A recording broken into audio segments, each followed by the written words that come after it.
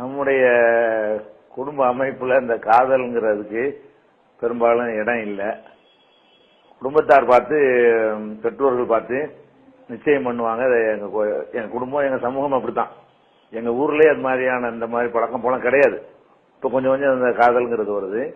நாம இளைஞரா இருந்த காலத்துல எல்லாம் எல்லாமே அரேஞ்ச் மேரேஜ் தான். பெற்றோர்கள் பார்த்து திருமணம் செய்வதுதான். திருமணத்திற்கு பிறகு மனைவியை நம்ம காதலிக்க வேண்டியதுதான்.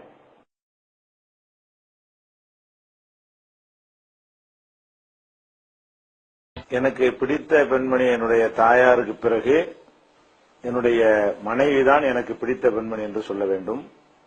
ஏனென்றால் நான் இன்றைக்கு பொது வாழ்க்கையில இருந்து பலவிதமான துன்பங்களை, சிரமங்களை எல்லாம் அனுபவிக்கிற நேரத்தில் அவங்க பக்கபலமாக எல்லா வகைக்கும் ஒத்துழைப்பா இல்லை என்று சொன்னால், இப்ப இவ்வளவு பெரிய பல காரியங்களை நாங்கள் செய்கிறோமே, அதுல எதுவுமே செஞ்சிருக்க முடியாது. வீட்டில் அது வேணும் இது வேணும் என்று பெரிய அளவுல குடும்பத்தில் உள்ள பெண்கள் ஆண்களை நச்சரிக்க ஆரம்பித்தால் அந்த ஆண்களால் நேர்மையாக உலகத்தில் நடக்க முடியாது. அப்ப இவங்க நேர்மையாக நடப்பதற்கு பெண்கள் முட்டுக்கட்டையா இருக்கிற காலத்துல என்னுடைய மனைவி அந்த மாதிரி எந்த ஒரு நிர்பந்தமும் எந்த ஒரு காலகட்டத்திலையும் கொடுத்ததே கிடையாது. சொத்து வாங்கணும், அது வாங்கணும், இது வாங்கணும், எந்த மாதிரியான நிர்பந்தங்கள் இல்லாம இருந்தது ஒரு விஷயம். எங்களுடைய 80ல நாங்கள் திருமணம் செய்து இத்தனை ஆண்டு காலத்துல ஒரு சண்டையோ ஒரு பூசலோ தாய் விட்டு கோவித்து கொண்டு போவது ஒரு தடவை கூட நடக்காத அளவுக்கு நாங்கள் அவ்வளவு அந்யோன்யமாக இருக்கிறோம். காரணம், அவங்க எல்லா வகையிலும் எனக்கு என்னுடைய நலன் தான் பெரிது என்கிற வகையில ரொம்ப அக்கறையா இருக்கிறதுனால என் தாய்க்கு அப்புறம், மரணத்திற்கு அப்புறம் என்னுடைய மனைவி தான் எனக்கு பிடித்த ஒரு பெண் என்ற நான் கருதுகிறேன்.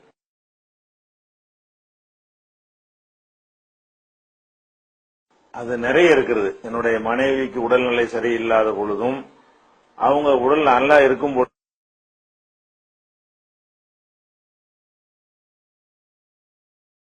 என்னுடைய தாயை பொறுத்தவரை அவர்கள் ரொம்ப சிரமப்பட்டு கண்டிப்போடு எங்களை எல்லாம் இன்னைக்கு வளர்த்து ஆளாக்குனதுல ஒரு முக்கிய பங்கு அவர்களுக்கு இருக்கிறது. வறுமையான நேரத்திலையும் கூட அவங்க உடல் உழைப்பு செய்து சிரமப்பட்டு எங்களை எல்லாம் வளர்த்திருக்கிறார்கள். என்னுடைய தகப்பனாரை பொறுத்த வரைக்கும் அவர்கள் எந்த ஒரு கொடூரமான முறையில, சிரமப்படுத்தக்கூடிய முறையில எங்களை வளர்க்கவில்லை. ரொம்ப பாசம் காட்டுவார்கள். அதுக்கு மாற்றமா என் தாயார் அவர்கள் அதிகமான கண்டிப்பை காட்டுவார்கள். சின்ன சின்ன தவறுகளுக்கெல்லாம் பெரிய தண்டனை கொடுப்பார்கள். இப்படித்தான் எங்க தாய் தந்தையரை பார்த்திருக்கிறோம். கடைசி வரைக்கும் அவர்கள் மரணிக்கிற வரைக்கும் அந்த தாய் தந்தையர்களை அவங்களுக்கு செய்ய வேண்டிய சேவையை முழுசா செய்ய முடிஞ்சுங்கிற ஒரு திருப்தியில என்னிடமே தான் அவர்கள் இருந்தார்கள் கடைசி வரைக்கும். ஒரு தாய் மன நிறைவோட, தகப்பனும் மன நிறைவோட மரணிக்கிற வகையில நாங்க அவர்களுக்கு என்னால் முடிஞ்ச சேவைகளை கரெக்டா செஞ்சிருக்கிறேன்.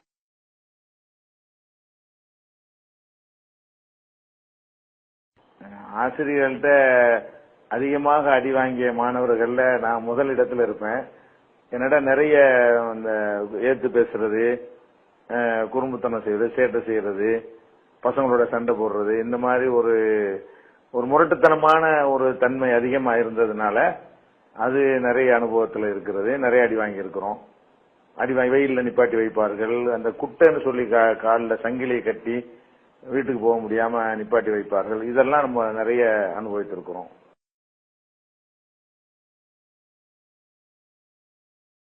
பள்ளி நாட்களை பொறுத்த வரைக்கும் நம்ம படித்தது ரொம்ப குறைவு தான்.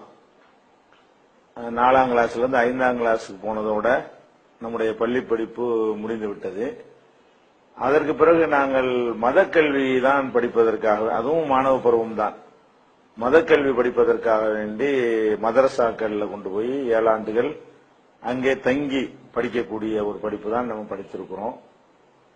அதனால அது மாணவ பருவத்துல மற்றவர்கள் உலக கல்வி படிக்கும் பொழுது என்ன மாதிரியான அனுபவங்கள்லாம் இருக்குமோ அதெல்லாம் மதரசாக்கள்ல இருக்க ரொம்ப அதிகமான கட்டுப்பாடுகள், வெளியே போக முடியாது, பேப்பர் கூட படிக்க முடியாது, இது மாதிரி உலகத்தை விட்டு அப்படியே ஒதுங்கி இருக்கணும், இந்த மாதிரியான கட்டுப்பாடுகள் கொண்ட இடத்துல படிச்சதுனால வேறு சுவாரஸ்யமான நிகழ்வுகள்லாம் அதிகமா இருக்காது.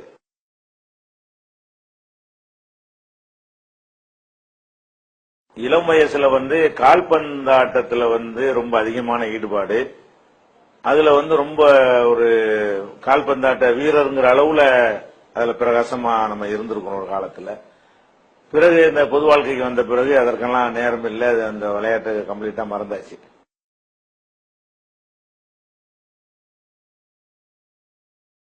திரைப்படங்களுக்கு அந்த சிறு வயதுல அது எல்லாரையும் அது ஈர்த்த மாதிரி நாமளும் சிறு வயதுல திரைப்படங்களுக்கு சென்றிருக்கிறோம்.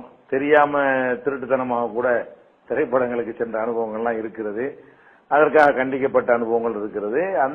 ஆனா திரைப்படங்களால் மக்களுக்கு எந்த ஒரு நன்மை இல்லை, கேடுதான் இருக்குது என்று தெரிந்த பிறகு திரைப்படங்களுக்கு சென்று பல வருடங்கள் ஆகிவிட்டது. இப்ப போவது கிடையாது. நம்ம எதிர்த்து இன்னைக்கு பிரச்சாரம் செய்து கொண்டிருக்கிறோம். ஆனா கடந்த காலத்துல அந்த இளமை சிறுபிராயத்துல போயிருக்கிறோம்.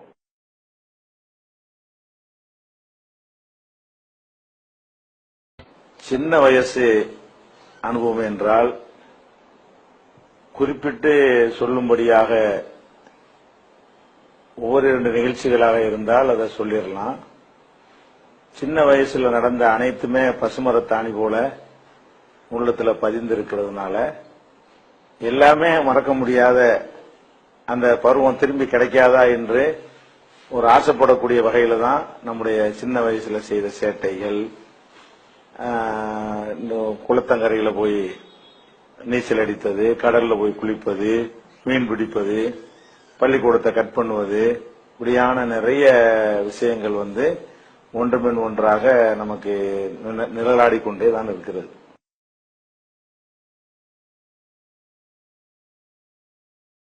பிடித்த உணவுகள் என்பது சொன்னால் நம்புவதற்கு நீங்க சிரமப்படுற மாதிரியான உணவு தான்.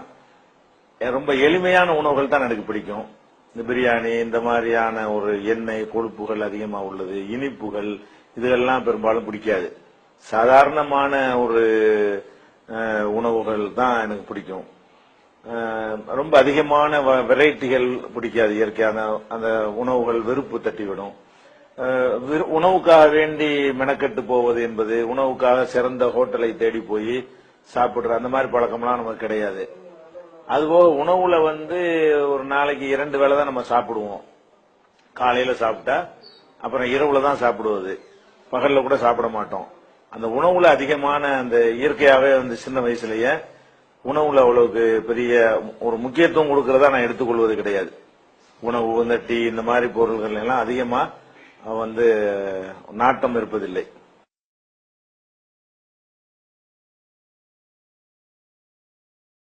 வருத்தப்படுவது ஒன்னே ஒண்ணுதான் எனக்கு அடிக்கடி வருத்தப்படக்கூடியது.